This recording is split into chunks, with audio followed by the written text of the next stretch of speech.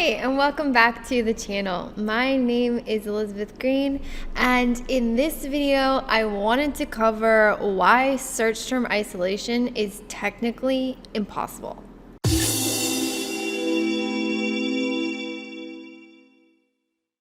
So I know that's a bold statement, and there's a lot of people who subscribe to search term isolation and use those methods. That is not one that we use here at Junglr. However, I do get the logic. But there is an underlying and fundamental fallacy which makes search term isolation impossible, and so I wanted to cover that in depth today because it will help you understand more about search terms versus keywords, and then it'll also give you some of the rationales of search term isolation and why it may not be the best method for advertising on Amazon. So the first thing I want to cover is the fact that search terms and keywords are not equivalent.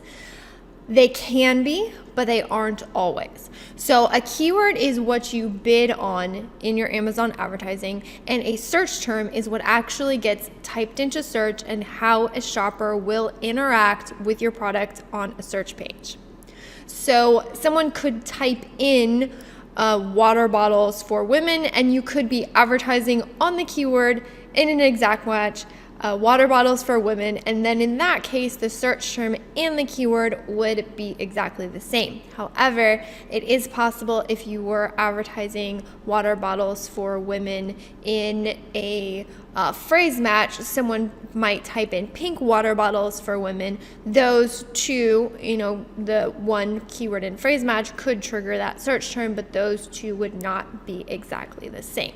So I am not going to cover exactly the match types, but that does play into what I'm talking about today. However, we're going to cover the fact that, of course, keywords and search terms are not always exactly the same, and then how exact match is not as exact as you may think, and then how that can actually make issues when it comes to search term isolation methods.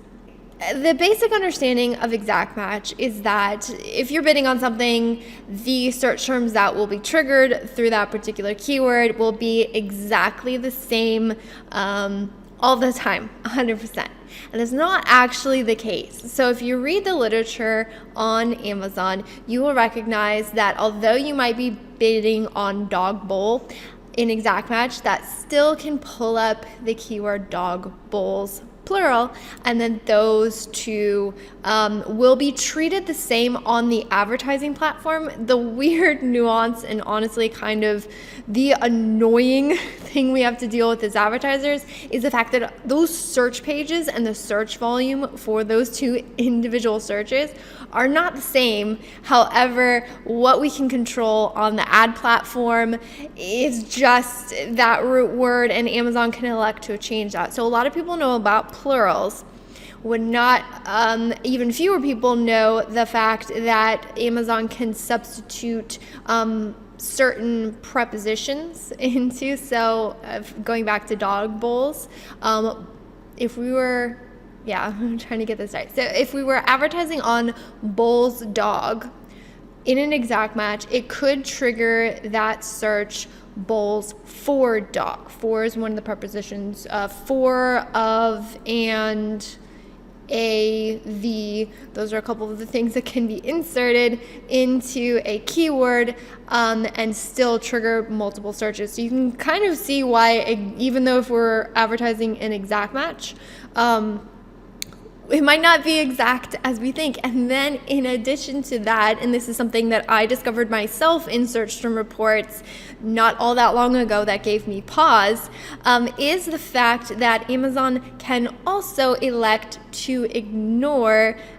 words if they are only 2 characters long. For instance, Mr., MR, the abbreviation, which is often in a lot of maybe giftable keywords, that can be elected to be ignored because it is a 2-letter word. And so this complicates things even further on the fact that exact is not so exact as we may think. And why does this actually matter when it comes to the search term isolation method? Well, as I explained, exact match keywords are not as exact as we may think. That also extends to negative exact matches. So plurals, prepositions, two-letter words, these can be elected to be ignored and block potential search terms that may not be exactly what it is that you've negated in your campaigns, but they will block additional terms that are related. So for instance, if we had blocked through a negative keyword bowls dog, that would have also blocked the keyword bowls for dog in our campaigns, and so you may run into potential issues here. Now, the other reason why I don't necessarily subscribe to search term isolation methods is logically it makes so much sense. I get it. I completely get it. Because if we're using search term isolation, and when I describe this strategy, what I'm talking about is you have your exact match keywords, you will put the same exact keywords into a phrase match, which is something we do routinely. But what you'll then do is you'll put negative exact matches into that phrase match campaign, and then you will take those same keywords, put them into a broad match campaign, or sometimes will be separated through ad groups, and then you'll take a negative phrase match and you'll block those potential keywords through a negative phrase match. And the idea is that you will trigger the exact searches only in your exact match, and so you definitely control your flow of traffic and can be very incremental with your bid adjustments. Again, the theory makes absolute sense. However, what I've discovered is that oftentimes the exact same search term, when triggered through a phrase or a broad or exact, will have vastly different cost per clicks, and it'll have vastly different performance data on it. Even though technically it's the exact same search term, oftentimes when we force things into exact match, the performance is not what we would expect or even what we would like to happen. And so for that reason, we don't really subscribe to this method. And then also for the reason that I just shared, on the fact that exact match is not as exact as we would think it is, and how you could be blocking terms that you don't really intend to in your ad account. So if you've ever had an issue where a search term that is plural is not performing well, and then the search term that is a singular variation is performing very, very well, if you take that plural variation or vice versa and then add that as a negative keyword, you will essentially block all of those potential searches, the plural and the singular variations, and you run into issues. So because there are so many potential variations on an exact match, by being very, very tight and with our negative keywords and how many we're adding, we could be potentially blocking searches that we haven't even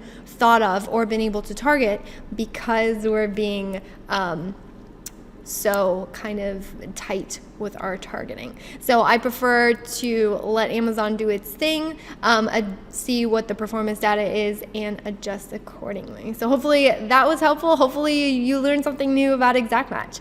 If you have any questions, of course, feel free to drop them below. And if you found this valuable, please subscribe, because I'm going to be putting out these weekly.